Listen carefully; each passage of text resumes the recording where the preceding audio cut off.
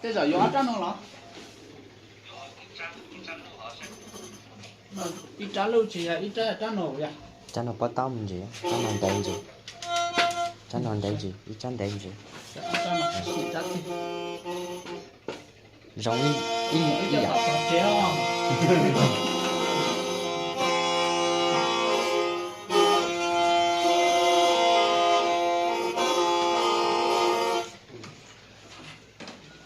那chỉ mới lá cho chị tao xem hả? Lá tao tông. Chứ mà tao cho rong mà hả? Cho nên có rong á. Lá tao chỉ là chỗ xem hả? Cho nên là mình cua này rong tao. Nó bây giờ xuống trận á. Chỉ vô xuống trận luôn. Giờ xuống. Cho nên chỉ xuống trận rồi. Chỉ giờ hả? Cho nên mà cây vào đây mà sống tinh. Sống tinh hả? Sao thì xí sống chợ luôn hả? Sống tinh.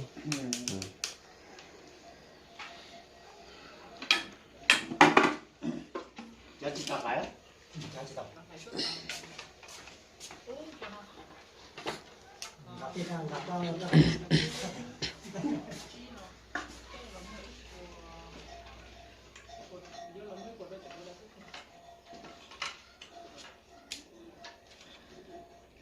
Cho lâu mày men thêm đó lẩu chứ hả?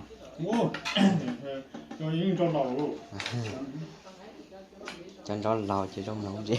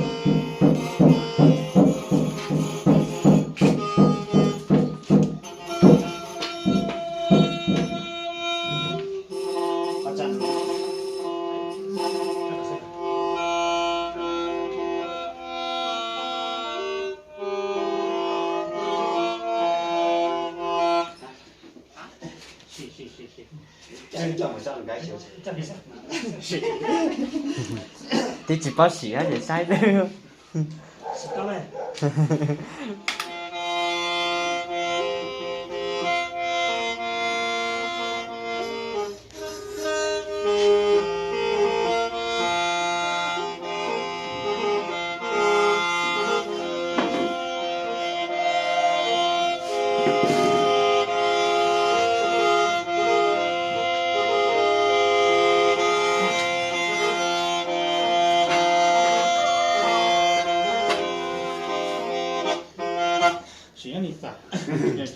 Cho rong hay không?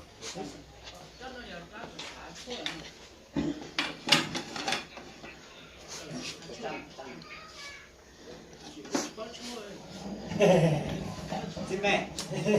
Chua cho giá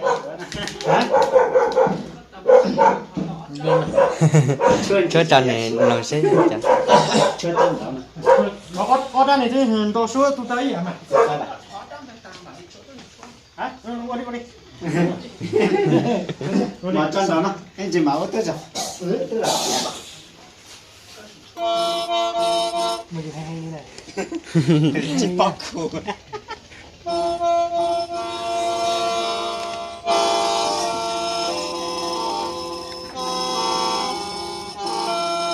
Mày hay nè. Rất là mày hay nè. Chắc thế là gì à?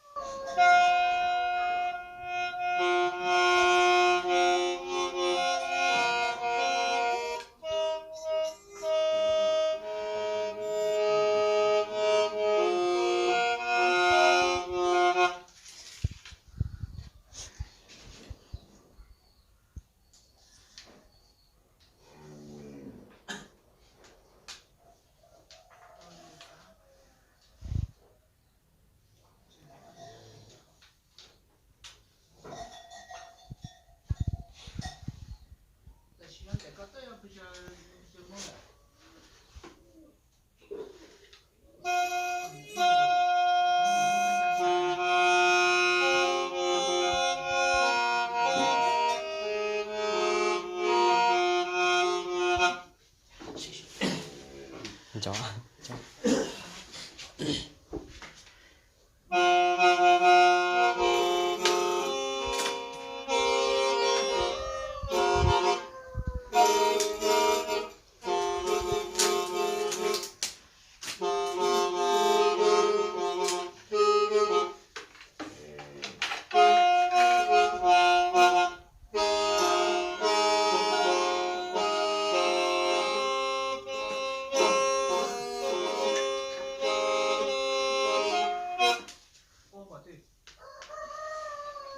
cái mình chỉ xì chú chó thôi đi cho đi chó xì rồi mà đi cho thì phải chó xì rồi đó mà cho đi biết chó xì vậy đó mà cho nó mình xì cho nó lên cho thì lấy chú mình xì rồi đấy hoặc là biết cho lấy chú chỉ要xì rồi thôi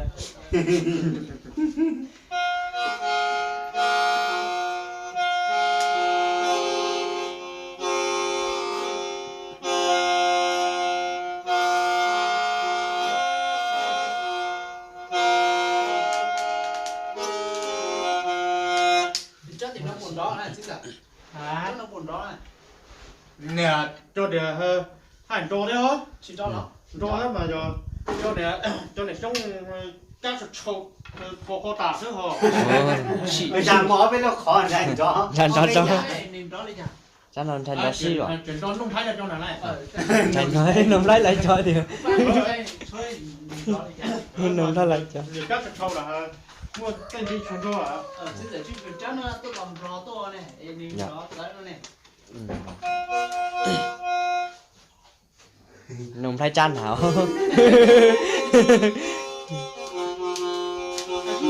Cái gì chơi? Ô. Tao to này, cho mình mẹ mình không này. ôi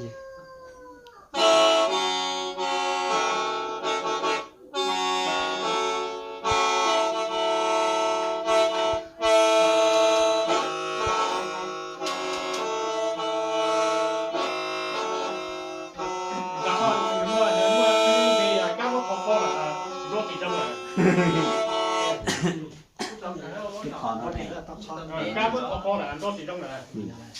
to khó phòng lý tạo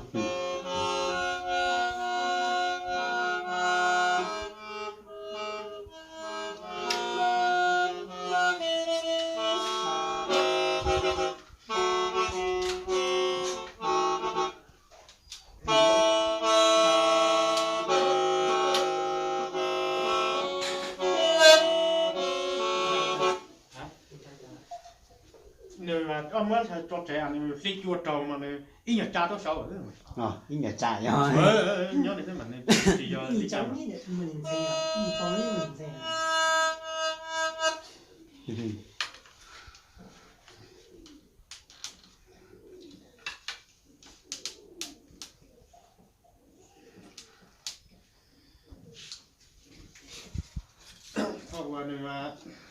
Hoặc là nhìn mà nhớ đi, thuốc thì trồng cái không rồi để cho lò này phục vụ hậu đi. Dạ. Người chắc ăn đỏ là phun. Để cho lò này trong hậu và tụ đây. chuột kà mà con dầu hao bản chủ đó mà cho làm đúng rồi Tốt rồi để cho thế để cho lò này phục vụ đó rồi đúng kà nó tốt mà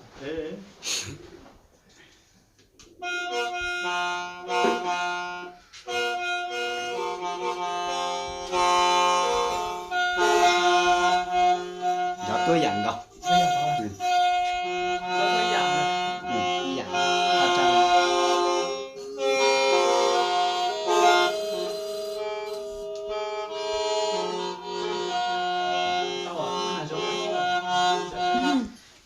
Đấy, chắc chắc. Cho nên mình mới ái thôi, cô ok.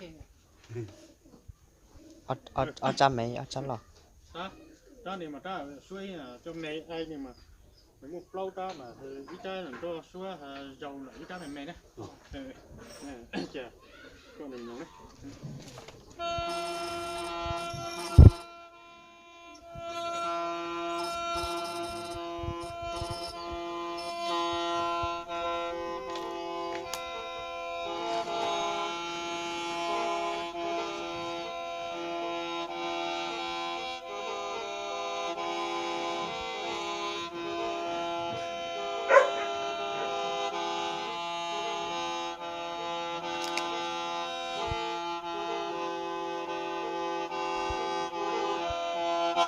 ta này ta nhìn tay mày đó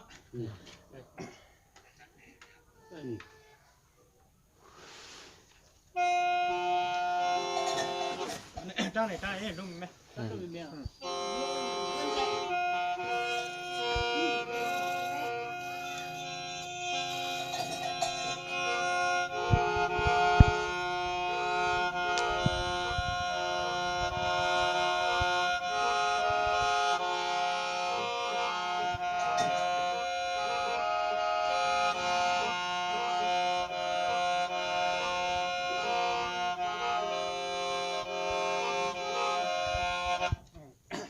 nhắm đi xin nè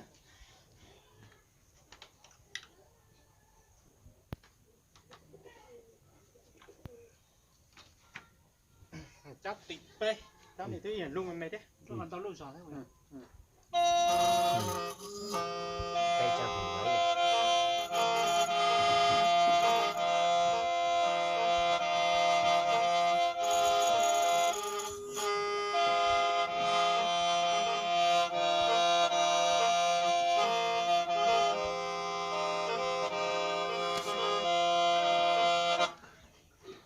này nó ta này ta cái mà lối dài tụm lại đó là hết đó mở nè hết đầu mê một mê ta ta lùi mi ta ta lùi ta lùi mi lúc mê mà nếu như nghe nghe mẹ ta đẹp ta ít nhất lúc tàn phong mình gì nữa lùi mi cha sẽ sống à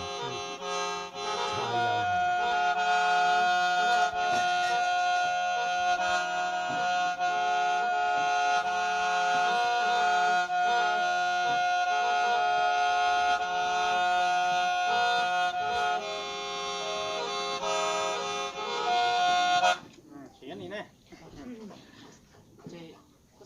có xây trát từ nè đi bạn thật trát nó hả cha lo trát luôn rồi cha lo stop làm lại stop làm lại chỗ có trát thì trát rồi à cứ hay cho câu này mà chỗ trát nó xinh đấy có tăng cái gì cha lo thế cho đuổi tông này có hai này giật hay hai mà giờ thổi lại nó có ăn chuối nhìn đến trong này đến đi chả này em thấy đi bao ồn cho ti dần tay đi chặt giờ ít chuột tông này chụp cái nó này nó mua tàu dài đây này lại để bọn nó lại để bọn nó chối dài chọc cái để cọp cái này cọp cái kia bỏ thì cái này thấy bao ồn giờ tụi họ đi thằng tàu khách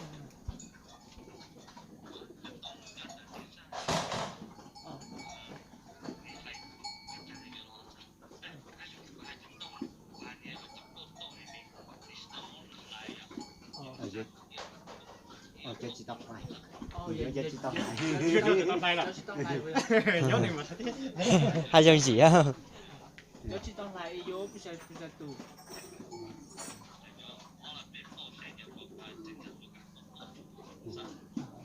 là biết rồi cho chị tao lại hả quên đi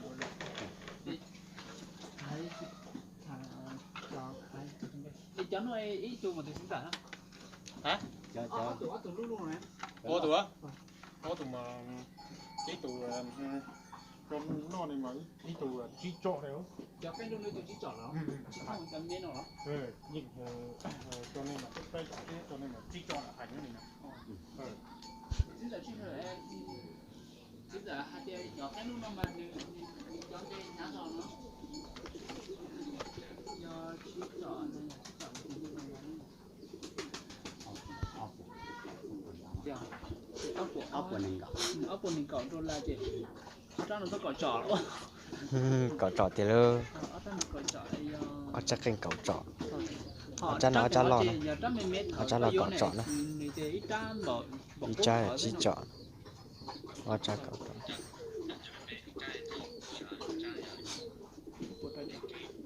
ít một đôi chó xí